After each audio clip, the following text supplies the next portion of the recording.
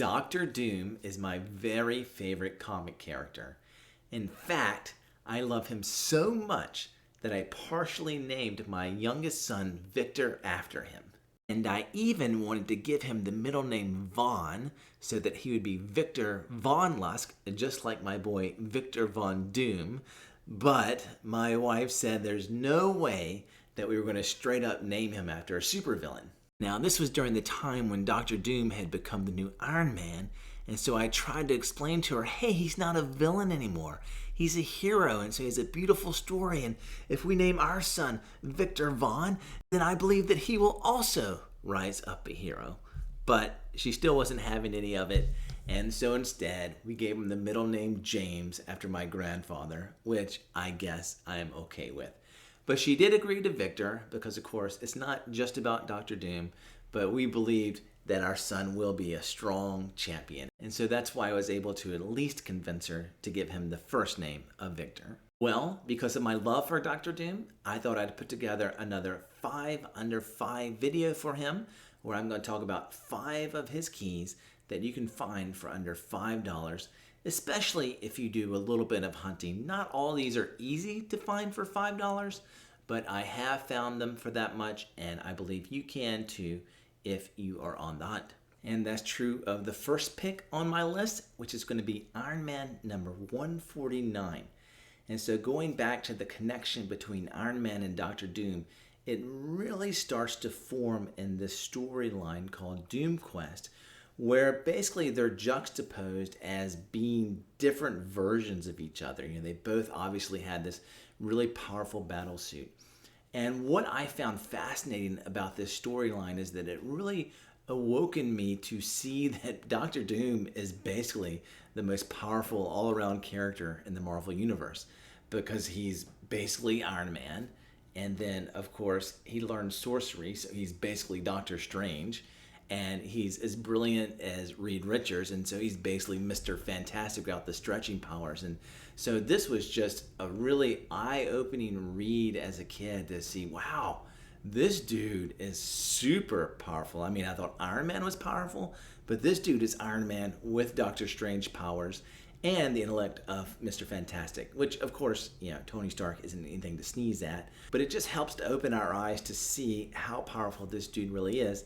And once again, establishes this relationship, which eventually ends in Doctor Doom becoming Iron Man at one point in the storylines. All right, at number 2, we have Fantastic Four number 278, which is a retelling of his origin at a much more affordable price than that origin was first told in Fantastic Four Annual number 2. And so if you want to find out about the beginnings of Doctor Doom, including how he was disfigured, this is a great book to pick up. And of course, if you know anything about his disfigurement, it came when a machine he had built to try to establish contact with his dead mother in basically hell blew up in his face and disfigured him. And what made the situation worse is that right before he used the machine, that his fellow university student, Reed Richards, had warned him about some of his miscalculations. And so when he gets disfigured, that disfigurement serves as a reminder of his failure, which begins to drive him, because the one flaw that Doctor Doom has, which we'll talk about more later, is his pride. And so obviously he goes from a good-looking guy to a disfigured guy, and so that assaults his pride. But it's also a constant reminder of his failure. And not just any failure, but his failure in relation to Reed Richards' advice. And so it's also something that drives his anger towards Richards and obviously becomes a huge part of their dynamic. And so this is a great story. And something else I like about this book is that it's also one in a long line of Doctor Doom covers that began with Fantastic Four number 39 that show Doom kind of standing above buildings and different characters just ominously, and so I think it's cool for that reason as well. All right, at number 3, we have Doctor Doom number 1, which is considered to be his first ongoing solo series. Now, in a few minutes, I'm going to dispute that, but for sake of argument, we will say this is his first solo series. And of course, if you watch my channel, you know that I'm a huge fan of picking up the #1 issues of first solo series. Once you've been priced out or already have some of the major keys like first appearances or first cover appearances of characters, then I think the next best thing to chase personally is the first solo series. Now, something I will say about this series is that I think it has a fantastic conclusion as one of my favorite Doom stories of all time. So it's just a 10-issue series, not very long. And to make a long story short, the final issue finds Doctor Doom in an alternate universe where he encounters the Victor Von Doom of that universe, and that Doom has solved all the problems for the galaxy. There's not only world peace, but there is galactic peace. He has a wife and kids, and so he is the perfect person ever. And so the mainstream Doctor Doom, Earth 616 Doctor Doom, is asking him, well, how did this happen? And this alternate universe Doctor Doom says, well, you have always had the potential in you. You can basically do this back on your own Earth. And so our Doctor Doom asks, well, what do I have to do to be able to do this? And that Doctor Doom basically says, what you have to do is let go of your anger and forgive Reed Richards. And again, the one flaw of Doctor Doom is his pride. And he cannot stand the idea that he has to forgive Reed Richards. And so he has the potential to basically do everything.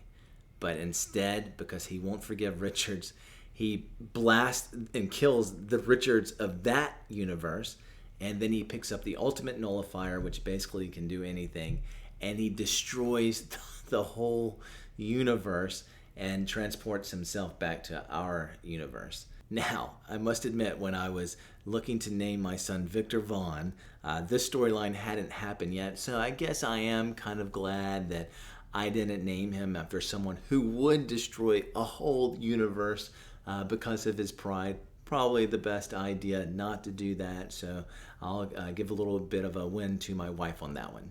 All right, well, my #4 pick is what I consider to actually be the first ongoing solo series for Doctor Doom, which is Doom 2099 #1. And this was a book that I read as a kid, and is one of the books that started to develop my love for Doctor Doom. Because what happens, the series opens with Doom kind of materializing, obviously, in the year 2099, but he can't remember anything that happened. He doesn't know, what did I do to get here?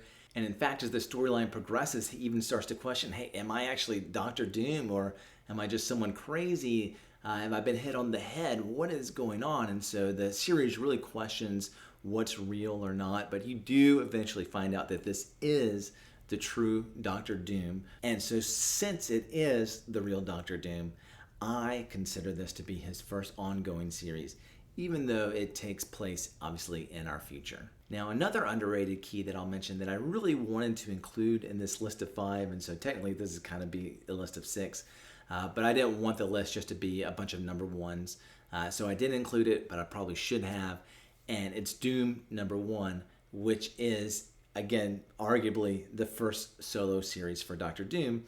It happens after 2099, but before the Doctor Doom that's considered his first ongoing series. And this is a limited series, and it takes place in an alternate universe. And so it's technically his first limited series, and it's the first one set in the present day. And so it's really cool. And I thought I'd especially mention it because I actually just bought this book today. It's going to get shipped to me, and I got it for only $2. So a great book to get for under $5. Well, speaking of books that I just bought earlier this week, I got my #5 key here, and I'm also waiting for it to come in the mail, and I also got this one for only $2, and it's Secret Wars #2, which is the first appearance of God Emperor Doom. And out of all of these books, I think this is the best one to speculate on, and believing that it could go from a $5 book to a $20, $25, $30 book overnight. And the reason for that is because the MCU and Doctor Strange introduced the idea of incursions are happening. And if you know the Secret Wars storyline, how it concludes is with these incursions leading to that event and God Emperor Doom appearing and basically creating this whole new reality. And so, of course, as probably most of you know, The final movie in Phase 6 of the MCU is called Secret Wars. And there have been different Secret Wars in the comics that movie could be based on. But since they've introduced the idea of incursions, I really think that is going to be the Secret Wars that we see at the end of Phase 6.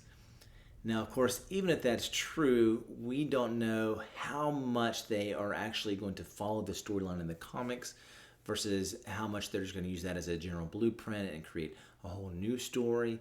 Who knows? But if they do follow the storyline from the comics, then we would see God Emperor Doom. And if that happens, I think this book spikes up to a $25, $30 book overnight, and you can make a little bit of profit. But even if it doesn't happen, it's just a really super cool key that any Doctor Doom fan can add to their collection for just a few bucks right now. So there you have it, 5 Doctor Doom keys for under $5. Now, there are so many that I had to leave off the list. Especially, you can make a whole list easily just of awesome cover buys. But I've only got room for 5 books here. But if there's another Doctor Doom key for under $5 that you especially love, please leave that information down in the comments below so that I can start hunting for it if I don't already have it, and any of the other viewers can start hunting for it as well. Now, of course, if you haven't subscribed to my channel, I'd appreciate if you'd consider doing so. Like, comment, all those things that help us to grow. Appreciate you watching, and as always, I look forward to the next one.